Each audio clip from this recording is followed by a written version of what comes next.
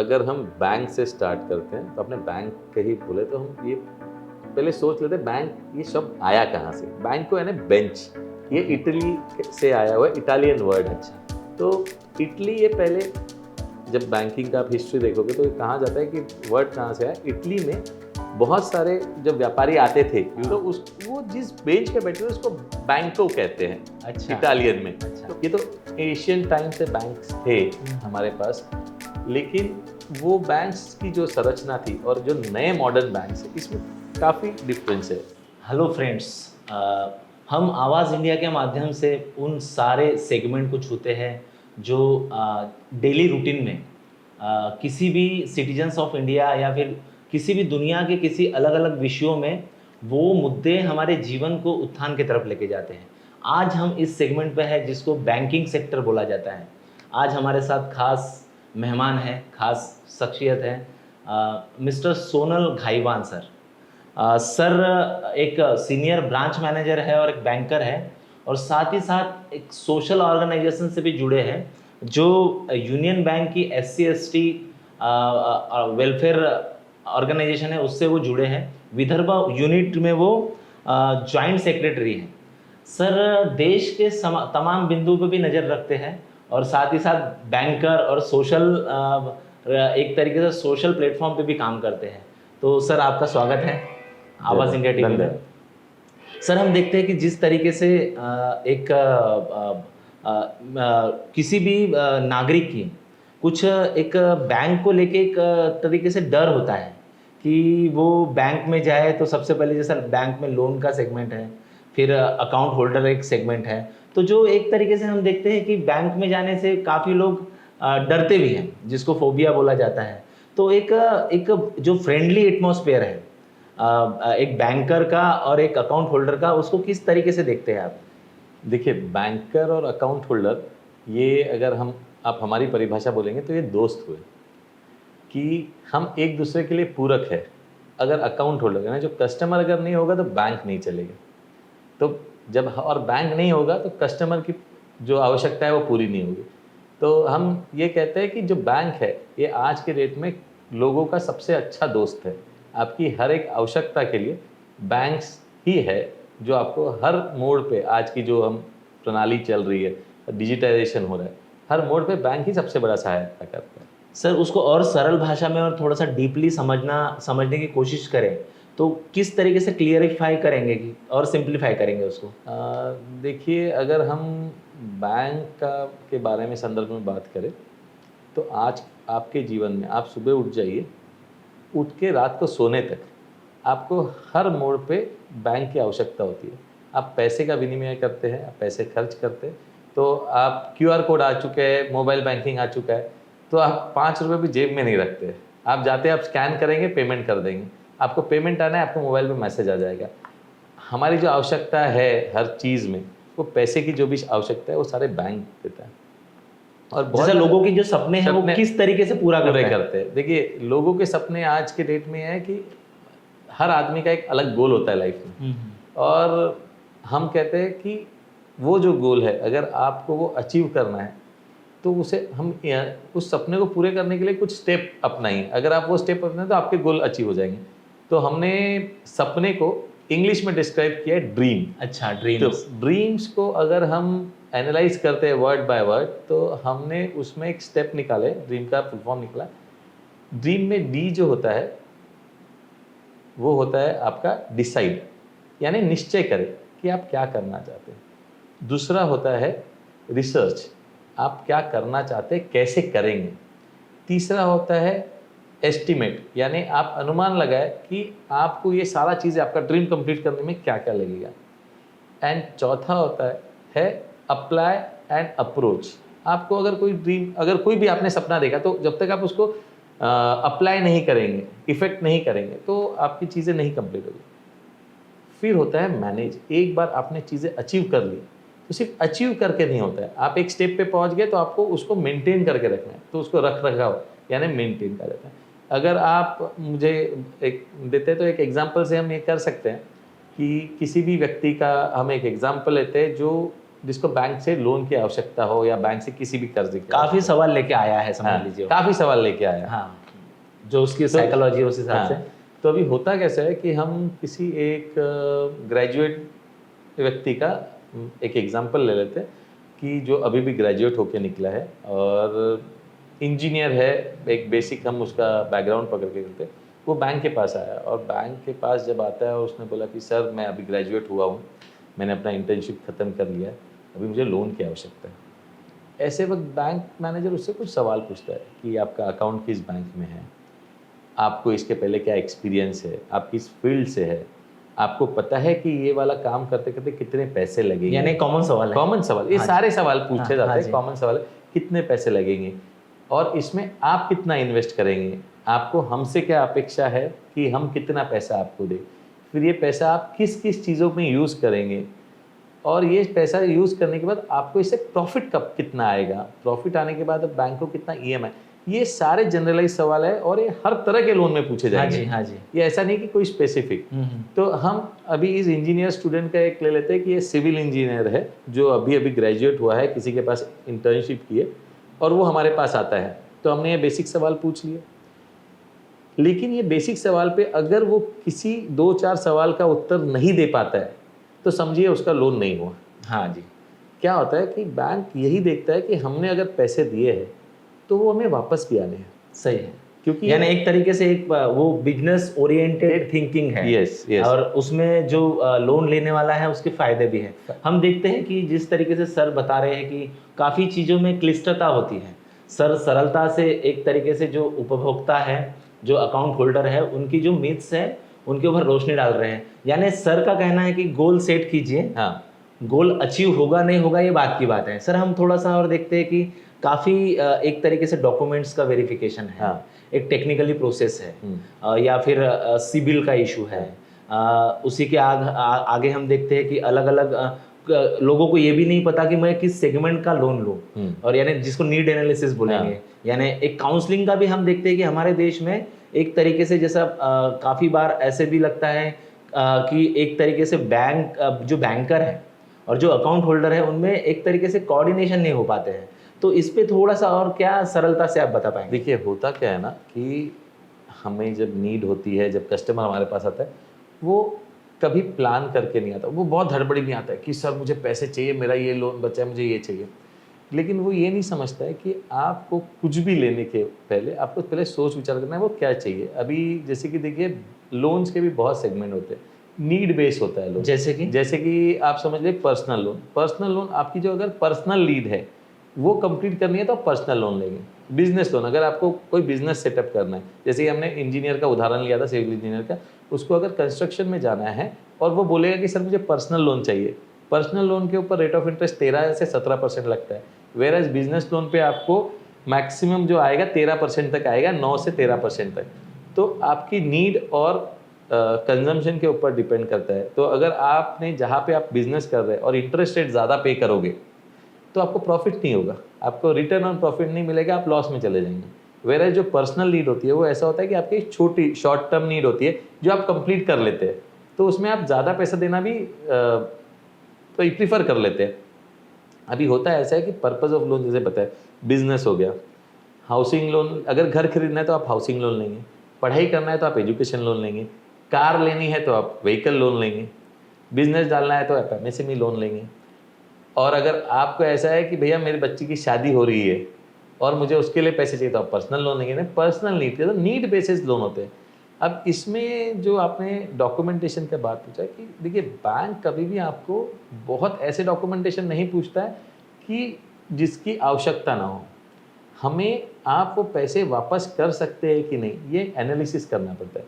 अगर जैसे कि समझिए किसी व्यक्ति का सैलरी सिर्फ महीने में 10,000 रुपये है और वो बोलेगा कि मुझे 20 लाख का लोन चाहिए, तो हमें ये देखना पड़ता है कि उसकी रिपेमेंट कैपेसिटी, यानी वैल्यूएशन करना पड़ता है। अगर से सर इसको स्टेप बाय स्टेप आसान भाषा में समझे, हाँ। अगर से कोई लोन यानी समझ लीजिए कि कोई किसी को कर्ज होना, ऋण होना किसी को, तो आप किस तरीके से यानी कम शब्दों में बोल पाएंगे कि वो क्या प्रोसेस है? देखिए अगर आपको लोन चाहिए तो सबसे पहले हम स्टेप वाइज जो हमने ड्रीम का कंसेप्ट बताया वो बहुत सिंपल स्टेप्स है। कि सबसे पहले आप डिसाइड कर लीजिए कि आपको किस तरह का लोन चाहिए। जैसे कि हमने इंजीनियर का एग्जांपल बोल रहे थे, उसी को हम एक्सप्लेन कर लेते कि एक सिविल इंजीनियर बच्चा है, उसने ये डिसाइड कर लिया कि मैं कंस्ट्रक्शन के बिजनेस में जाऊँगा, तो मैं छोटा कॉन्ट्रैक्टर बन जाता हूँ जो लोगों की नीड के हिसाब से, कि लोग जिनके पास प्लॉट है उनका वो घर बना के देगा और उसको लगने वाला जो मटेरियल है उसको खरीद। तो उसने एक डिसाइड कर लिया कि मैं कंस्ट्रक्शन के बिजनेस में जाऊंगा और मैं लोगों के घर बना दूंगा, तो उसका डिसीजन हो गया। अभी उसको उसके ऊपर रिसर्च करनी है कि आपने डिसाइड तो कर लिया। अब रिसर्च में वो ये करेगा कि मुझे ये काम करने के लिए क्या क्या इक्विपमेंट चाहिए, मुझे जो इक्विपमेंट के साथ जो रॉ मटेरियल चाहिए वो मुझे कहाँ से मिलेंगे, मेरा गिट्टी मुझे कहाँ से मिलेगी, रेती कहाँ से मिलेगी, और वो कम दाम में कहाँ से मिलेगी। देखिए, मिलने के लिए तो आपको बाजू के दुकान से भी मिल जाएगा, लेकिन वहाँ पे अगर आपको 10 रुपये महंगा पड़ रहा है और आप जब बल्क में खरीदते हैं तो आपको ये मार्जिन जो 10 रुपये की बहुत इफेक्ट करती है आपके इसके लिए, प्रॉफिट के लिए।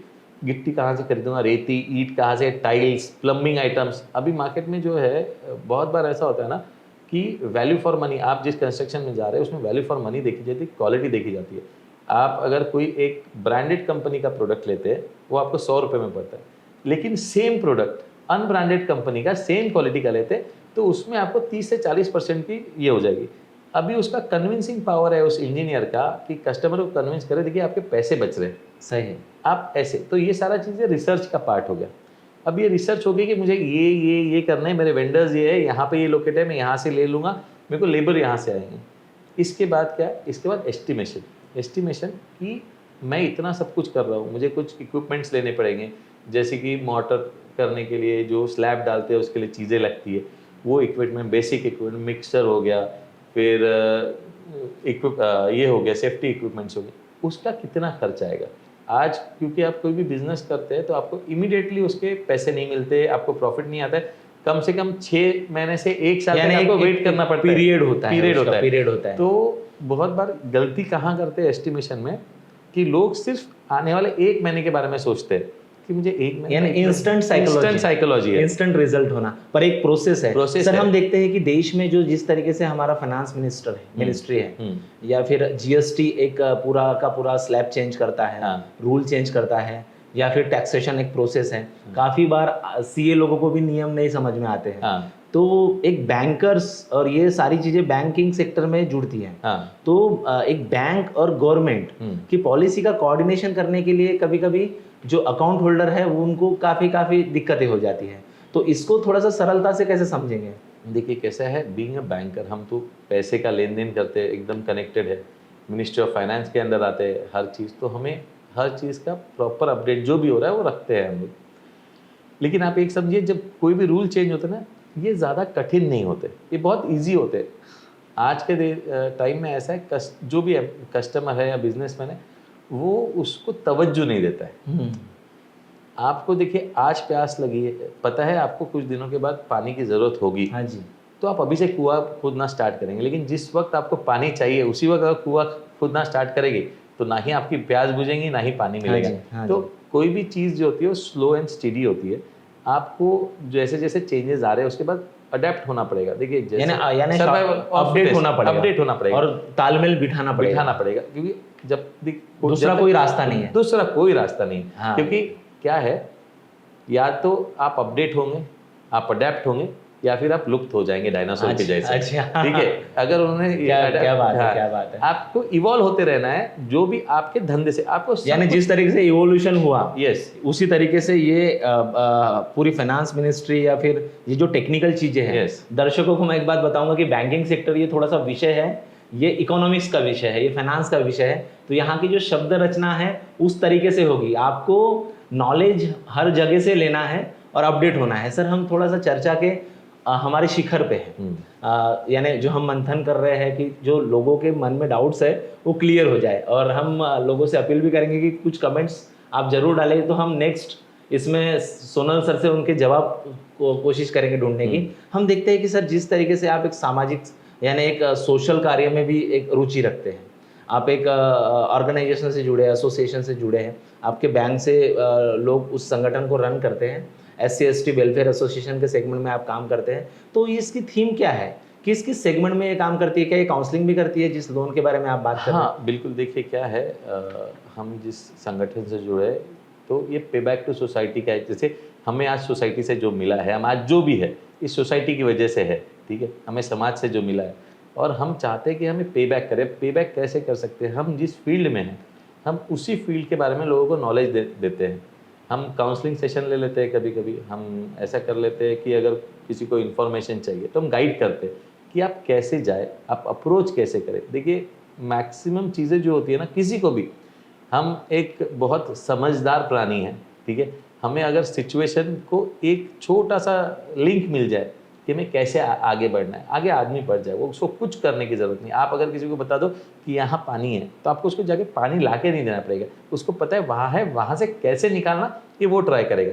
तो हमारा जो हमेशा ये होता है कि हम लोगों को जागरूक करें बैंकिंग सेक्टर के बारे में। तो हमारे संगठन के ओर से जिस हर साल हम जब प्रोग्राम लेते हैं, नंबर चक्र प्रवर्तन दिन के वक्त जब होता है, तो हम लोगों को बैंकिंग की स्कीम, हमारी इस बार हमने एक बुकलेट छपवाई है जिसमें सारी चीज़ें महापुरुषों के जो सोशल रिफॉर्म्स है, जो नीडी पीपल्स है सर, उनके लिए कुछ आप हाँ, अफर्मेटिव एक्शन के तहत कुछ मदद करते हैं? हाँ, जैसे देखिए क्या होता है, जब किसी का एजुकेशन के लिए ज़रूरत है या कुछ होता है, एसोसिएशन की तरफ से हम ऐसे लोगों को भी हेल्प करते हैं कि उनका फीस देना है या कुछ देना है। हम पर्सनल लेवल पे तो हर हमारा मेंबर करता ही करता है, और कभी अगर कोई एसोसिएशन के पास ऐसा कुछ आया तो हम करते हैं। इस बार हम जैसे नीडी लोगों को, जो गरीब लोग हैं, चश्मा तक अफोर्ड नहीं कर सकते, हम वो डिस्ट्रीब्यूट करते हैं।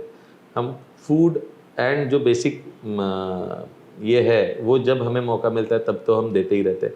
और जितना हुआ हम मेनली नॉलेज स्प्रेड करने पे बिलीव करते हैं, क्योंकि क्या है, आप किसी को कोई चीज़ दे दोगे तो वो उतनी ही देर के लिए रहेगी, लेकिन आप उसको कैसे कमाओगे, कैसे करोगे ये बताओगे, उसका हैबिट तो हैबिट हो जाएगा और वो खुद के लिए करेगा। क्या बात है, क्या बात है। तो हमारा यही रहेगा कि हम नॉलेज स्प्रेड करने पे बिलीव करते हैं कि जितना हो सके हम अपने लेवल पे, हमारे एसोसिएशन से जितने लोग जुड़े हुए हैं वो अपने अपने स्तर पे, यानी बीइंग फुल, हम एक जगह पे नहीं आके, हमने छोटे छोटे जो क्लस्टर जहाँ पे आप बैठे हो वहीं से मदद करो। क्योंकि आप जब एक जगह पे आते हो तो पूरा कंसंट्रेशन, लेकिन क्या होता है जब आप छोटे छोटे क्लस्टर पे जुड़े हो तो आप उस पॉइंट पे, तो हमारा हर एक मेंबर इतना जागरूक है कि हमारे पास आने वाले हर एक कस्टमर को वहीं पे गाइड करता है, देखो इस तरह से करोगे तो तुम्हें फ़ायदा है, इस तरह से। अभी बहुत बार हमारे पास जब लोग आते हैं, लोगों को ये भी नहीं पता होता है कि गवर्नमेंट की क्या स्कीम्स हैं, गवर्नमेंट कितना सपोर्ट करती है, और ये सारा गवर्नमेंट जैसे सब्सिडी वाला है। एक ये है कि यानी जो डिप्लॉय कम्युनिटी है, हाँ, जो वंचित तबका है, हाँ, जो काफी फाइनेंशियल डैमेज रहा है, तो उसके लिए भी कुछ आप प्रोबिंग करते हैं, काउंसलिंग करते हैं? बहुत सारा चीज़ें ऐसा है कि देखिए गवर्नमेंट के लिए ईच एंड एवरी सिटीजन की रिस्पॉन्सिबिलिटी बनती है, इक्वल है। और गवर्नमेंट ने ये स्कीम वैरायटी ऑफ सिचुएशंस, आपके स्ट्रेटा के हिसाब से, आपकी सोसाइटल स्ट्रेटा उसके हिसाब से सब्सिडी के रेट्स बनाए हैं कि आपको इतना सब्सिडी मिलेगा, किसी को ज़्यादा किसी को कम, लेकिन सब्सिडी सभी को मिलेगा, सपोर्ट सभी को रहेगा। यानी हमारा भारत का संविधान वही कहता है कि जो पिछड़ा है उसको थोड़ा ज़्यादा इक्वालिटी की बात करते हैं।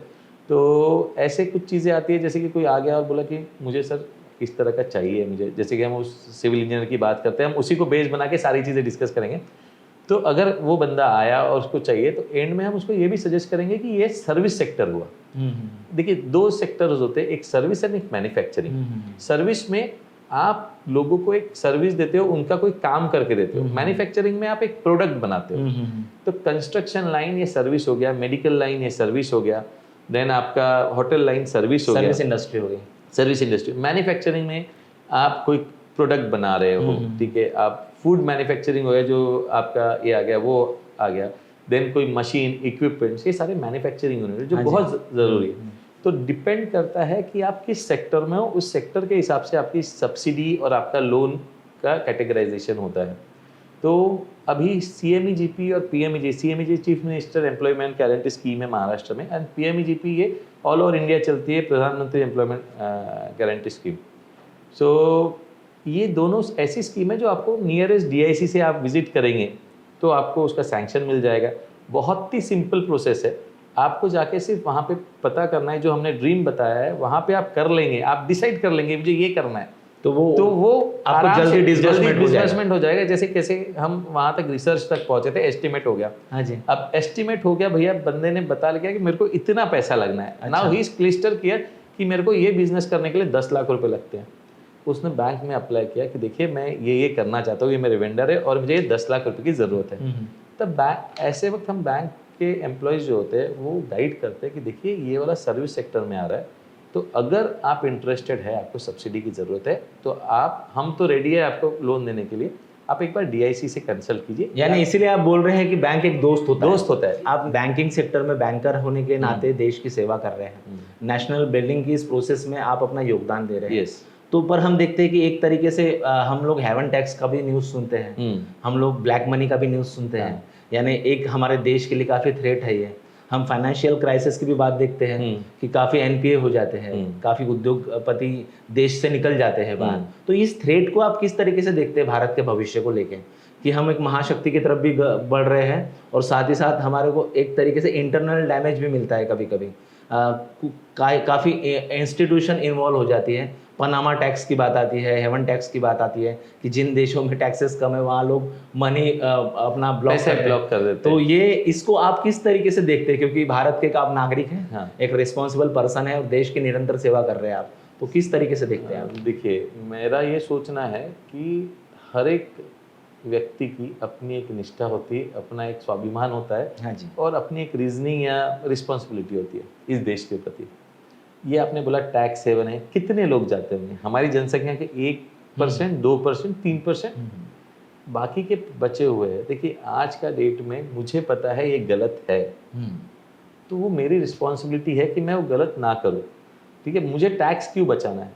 मैं टैक्स दूंगा तो मेरे ही डेवलपमेंट के लिए पैसा आएगा। जब टैक्स कलेक्ट होता है किसी भी चीज़ में, वो रास्ते बनाने में, इंफ्रास्ट्रक्चर बनाने में, हमारी सिक्योरिटी में, हमारे सारे इंफ्रास्ट्रक्चर में, नेशन डेवलपमेंट में लगता है। तो मेरे हिसाब से तो आज के वक्त में इंडिविजुअल सिटीजन ने, देखिए वो कीचड़ में कूदा करके आपको कीचड़ में कूदना ये ज़रूरी नहीं है। आप तो समझदार व्यक्ति हैं, आप चाहते वो चोर है तो आप चोर बनना ज़रूरी नहीं है। तो अपना काम एक निष्ठा से कीजिए। अगर जितना टैक्स आप पे आता है उतना आप भरेंगे तो आपको धीरे धीरे टैक्स हेवन हमारा कंट्री हो जाएगा। ठीक है, अगर हम रिस्पॉन्सिबल बनेंगे, ठीक है, हर एक आदमी ने अगर अपनी जिम्मेदारी सही से निभाई अपने लेवल पे, तो हमें किसी भी चीज़ की ज़रूरत नहीं पड़ेगी। आप अगर हम सिर्फ टैक्स हेवन की क्यों बात करें, हम हर लेवल पे भ्रष्टाचार होता है या किसी भी चीज़ के लिए होता है, तो जहाँ पे भी भ्रष्टाचार होता है या कुछ भी होता है, उस वक्त पे वो लेवल जो भ्रष्टाचार करता है वो एक रिस्पॉन्सिबल पोजीशन पे बैठा हुआ है, उसको एक काम दिया हुआ है। वो व्यक्ति अगर अपना काम सही ढंग से करे और जिसको काम करवाना है वो सही ढंग से करा ले, अप्रोच करे। देखिए भ्रष्टाचार होने के लिए सिर्फ कुर्सी पे बैठा हुआ व्यक्ति जिम्मेदार नहीं होता है, पूरा एक यानी क्लस्टर काम करता है। हम देखते हैं सर कि ग्रामीण भारत जो है, वहाँ पे जो एक तरीके से जो नीडी पीपल्स हैं वो काफ़ी कॉन्फिडेंस उनका कम रहता है। तो अंत में क्या मैसेज देंगे कि वो बैंक को किस तरीके से डील करें, एक सिंप्लीफाई तरीके से, कि यानी काफ़ी बार वो डर के इसमें रहता है कि मुझे हेल्प मिलेगी नहीं मिलेगी, वो निकल नहीं पाता है लोन लेने के लिए। तो एक काउंसलर बैंक के नाते आप क्या मैसेज देंगे? देखिए, मैं अपने ग्रामीण क्षेत्र का कहा है, 2017 के पहले मैं 4 साल एक ऐसे ग्रामीण क्षेत्र में था जहाँ की भाषा तक मुझे नहीं आती थी। अच्छा। तो मैं तेलंगाना में पोस्टेड था। वहाँ पे एक डीप इंटीरियर रूरल गांव था जहाँ पे 99% लोगों को हिंदी नहीं आती। अच्छा। और मुझे तेलुगु नहीं आती और मैं वहाँ का ब्रांच मैनेजर था। तो वहाँ पे क्या होता है कि आपका जो अप्रोच है, बैंकर्स का अप्रोच है और पब्लिक का जो अप्रोच है, आपको हमेशा एक ध्यान में रखना चाहिए कि कोई भी संस्था आपके इलाके में कोई भी आए, जैसे बैंक नहीं, वो आपको सर्व करने के लिए आई, ये आप ही के लिए है, आप ही के द्वारा, आप ही के लिए, क्योंकि पैसा जो लगा है वो आप ही का लगा हुआ है। तो आपको बहुत सहजता से, देखिए हर चीज़ में वक्त लग सकता है, लेकिन अगर आप सहज भाव से अप्रोच करेंगे, बहुत फ्रेंडली इसमें जाएंगे और प्रॉपरली अप्रोच करेंगे, तो कोई भी व्यक्ति उस संगठन का या उस इंस्टीट्यूशन का आपको प्रॉपरली गाइड करेगा। और ये डर रखना छोड़ दीजिए, ये बैंक्स जो है ये आपके लिए है और ये आप ही के द्वारा चलाए जाते हैं, क्योंकि अगर आपका पैसा नहीं मिलेगा तो डेवलप कैसे होगा? सही बात बैंक है। किसी और का पैसा तो दे नहीं रहा है, सही वो तो बात। आप जो डिपॉजिट करेंगे वही हम देंगे। भारत के नागरिकों का पैसा भारत के बैंक संभालते हैं। हम देख रहे थे कि जिस तरीके से शरीर की रचना होती है, रोज करोड़ों सेल शरीर से टूटते हैं और बनते हैं। जिस तरीके से शरीर नया रोज होता है, उसी तरीके से रूल और रेगुलेशन भी नए होते हैं। आपको अपडेट रहना पड़ेगा, जागरूक रहना पड़ेगा, आपकी इंटेलिजेंस आपको दिखाना पड़ेगा, अगर से आपको देश की प्रगति में अपना सहभाग देना है और साथ ही साथ अपनी उन्नति और प्रगति करनी है। आज हमारे साथ एक बैंकिंग सेक्टर के एक यूथ एक तरीके से जो देश को अपनी सर्विस देते हैं, branch manager Union Bank of India Sonal Ghaiwan sir थे, जिनसे हम डायलॉग कर रहे थे और थोड़ा सा सरलता से बैंकिंग प्रोसेस को समझने की प्रयास कर रहे थे। हम सोचते हैं कि ये जानकारी आपके लिए लाभ करेगी और कभी आपको अगर से ज़रूरत पड़े तो ज़रूर संपर्क कीजिए। जो सोनल घायवान सर है, यूनियन बैंक मैनेजर है, किंग्सवे नागपुर। तो आप बने रहिए आवाज़ इंडिया के साथ, प्रोग्राम और जारी है।